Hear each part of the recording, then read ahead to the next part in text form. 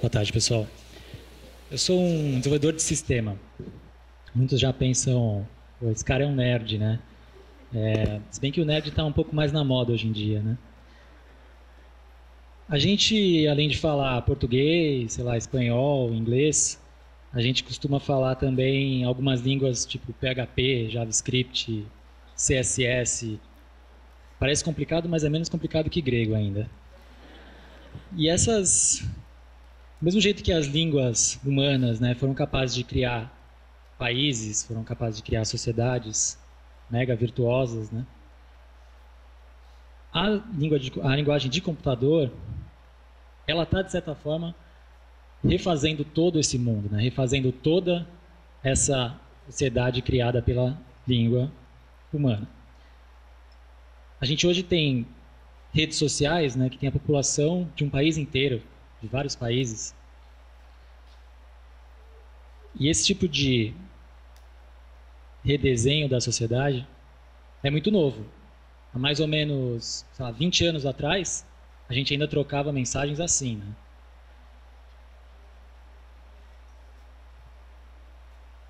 Os desenvolvedores de software, né, os desenvolvedores de sistema, eles estão mudando a maneira que a gente ganha e que a gente perde dinheiro. Eles estão mudando a maneira que a gente se transporta. Eles estão mudando a maneira que a gente viaja, se hospeda.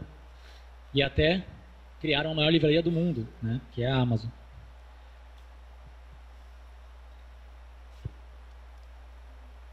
E claro que casa de ferreiro, espeto de pau. Então a tecnologia vai sabotar um pouco o programador, né? Mas há uma fronteira que esses desenvolvedores ainda não estão se atrevendo tanto, né? Há um certo gargalo para essa transformação toda que a sociedade está passando. É muito comum que as tecnologias sejam taxadas de piratas, né? A gente já ouviu isso na música, tem ouvido agora com a história do transporte privado coletivo. E essa barreira, essa fronteira final, é a política. A gente olha para essa foto e já sente até um, né?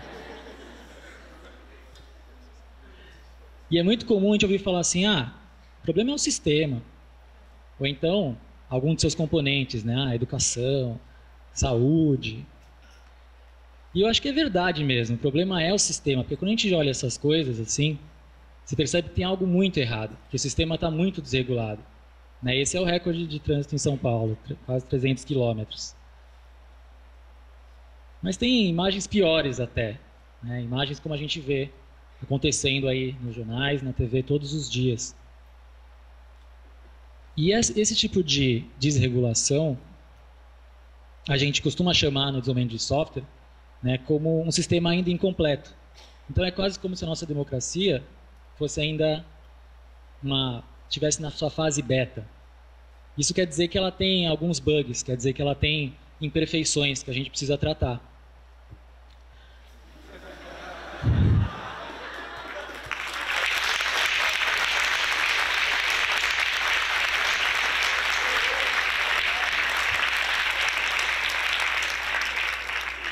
Eu acabei de montar isso há 10 minutos atrás usando a internet. Eu não sabia dessa foto, eu acabei de achar. E é isso, né? Você está usando um sistema que está dando um resultado completamente diferente do que você esperava. Essa é a real. E a gente tem outros efeitos desse sistema desregulado, né? Pode ser a corrupção, pode ser até mesmo a burocracia, que é uma das maiores inimigas da inovação, né? Tem coisa pior para sabotar a criatividade do que a burocracia? Como a gente trata esse tipo de problema no sistema? A gente separa e trata ele caso a caso. Né? Os chamados bugs são tratados caso a caso. É lógico, a gente faz uma grande análise, né, sobre isso para entender se isso não vai afetar todo o sistema. Então, pensando um pouco dessa maneira, em 2008 eu comecei a pensar quais componentes da democracia, né, a gente poderia refazer. Né? Quais são os bugs que estão aí infectando esse sistema que a gente pode tratar. O primeiro projeto que eu me envolvi chamava Eu Voto Distrital. Né? Ele foi uma campanha, teve início lá em 2008 e mobilizou muitas pessoas pela mudança do sistema eleitoral. Eu nem sei se eu concordo mais com o voto distrital, mas foi muito importante em 2008 falar sobre política. Eu lembro de ir a bares na Augusta, lá em São Paulo, falar com as pessoas sobre isso e muita gente virar a cara, né? Achar que você já, de alguma forma, está se corrompendo, está ligado a algum partido. Não estava afiliado a nenhum partido. Só queria conversar sobre o sistema eleitoral. Depois, eu me envolvi com outro movimento, que é o Porto Alegre Como Vamos. Esse movimento, ele qualificou as eleições municipais em Porto Alegre. Então a gente listou todos os candidatos a vereador, a prefeito, e permitiu que a população pudesse escolher esses candidatos de uma maneira muito mais qualificada, com pelo menos projeto, né? Pelo menos um programa de governo, que muitos vereadores não fazem, né? Depois disso, um candidato se interessou pelo trabalho que eu já estava fazendo em alguns movimentos, né? E ele pediu para fazer a campanha dele, que tinha esse mote, Recicla a Política. Foi muito divertido, porque a gente pôde inovar tanto. A gente pôde fazer, por exemplo, essa lixeira. Enquanto os outros candidatos estavam fazendo panfletos, a gente fez uma lixeira com a identidade do candidato e com esse mote de Recicla a Política. Então todo mundo pegava o panfleto do candidato X, ia lá e jogava na lixeira dele. Era ótimo. A gente ficava olhando no centro assim, nossa, como a gente é genial. Você fica olhando no centro da cidade, um monte de gente pegando panfleto, jogando lá. É mais do que passar a mensagem, né? Já convertia na hora o eleitor. Em determinado momento, a gente teve que fazer algum tipo de material assim físico, né? A gente estava usando muito as novas tecnologias, a web, e a gente criou um panfleto em papel semente. Então as pessoas, sim, pegavam o panfleto, mas elas plantavam aquele panfleto. E também passava muito a mensagem, né?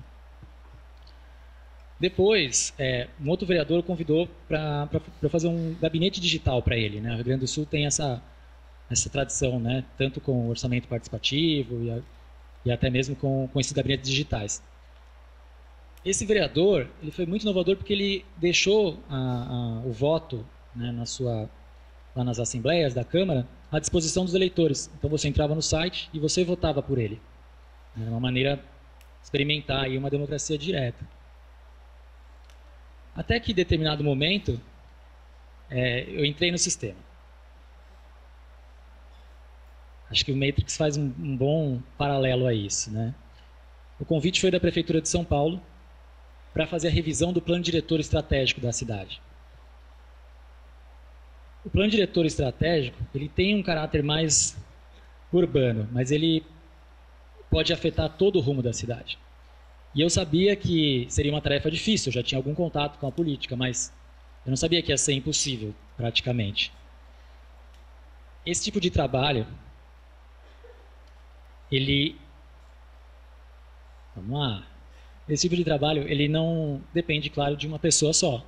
Ele depende de uma equipe inteira, né? Ele depende de conexão com a internet, ele depende de acesso às redes sociais, ele depende de uma série de coisas. E quando você chega na prefeitura, você tem que fazer uma espécie de renascimento, assim. Você não tem acesso a nada. Você vai pedindo permissão para todo mundo para conseguir fazer alguma coisa, assim. Eu estava esperando criar um ambiente mais ou menos assim na prefeitura. Né? Mas, na verdade, o ambiente estava mais para esse aqui. Baias, né? Quadrados, esses ambientes que são muito estimulantes para a colaboração. E para piorar, ainda tinha um prazo super apertado. O prazo era de 1 mês para fazer pelo menos um site que anunciasse esse plano diretor para a cidade. Não bastasse o prazo, a gente ainda tinha um fantasma, que era o fantasma do último plano diretor que tentou ser revisado pelo prefeito anterior. O último plano diretor, ele foi barrado na justiça porque ele não teve participação suficiente. A gente só conseguiu porque a gente tinha todo o arcabouço, todo o conhecimento preservado em comunidades online de software livre, né? E software também com código aberto. Esse tipo de tecnologia permite que a gente recombine soluções, que a gente estude essas soluções que já foram implementadas. Enfim, a gente tem uma velocidade muito maior e economia, que é importante se tratando de governo. Além do software livre, você precisa de habilidades para recombinar, para desenvolver esse software. Então, a gente usou e abusou de design, de programação, de metodologias ágeis, de gerenciamento de projeto, também com estratégias ágeis. E até mesmo habilidades para as redes sociais, né? A gente, na época, ainda não tinha ocorrido as jornadas de junho, mas estava claro para a gente que a gente tinha que estar nas redes sociais, que precisava estar mais próximo da população. Essa é a cara da plataforma que a gente criou. Não parece nada super inovador, mas feito dentro do governo é algo mega inovador. A gente conseguiu fazer com que todo o conteúdo ficasse muito mais simples, muito mais fácil, né? As leis ficaram muito mais fáceis de ser acessadas.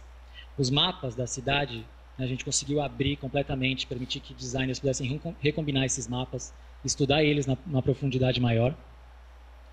Afinal, a gente tinha que atingir 12 milhões de pessoas, mais ou menos, né? Porque São Paulo, e o Rio também, né? Quando começa o dia, tem aquela invasão também, né?